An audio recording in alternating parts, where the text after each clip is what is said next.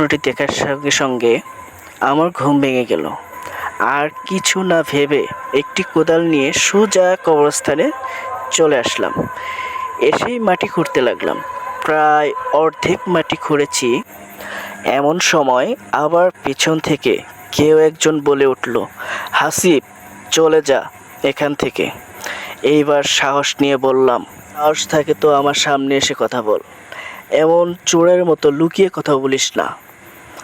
হঠাৎ পেছন থেকে আবার বলে উঠল, আমি সামনে গেলে তুই হার্ট অ্যাটাক করবি।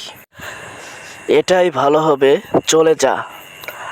আমি বললাম, আমি কোনোভাবেই চলে যাব না, যদিও যাই আমার বউকে নিয়েই যাব, ও এখনও মারা যায়নি। আবার পেছন থেকে বলে উঠল, আমার কথা শুনলি না, তোকে পস্তাতে হবে। হাসিব বলল, সেটা তোকে নিয়ে ভাবতে হবে না, আমার কাজ আমাকে করতে দে, বুঝতে পেরেছিস? কথাটি বলেই আবার কবরটি খুঁড়তে লাগলাম। প্রায় 10 মিনিট পর যখন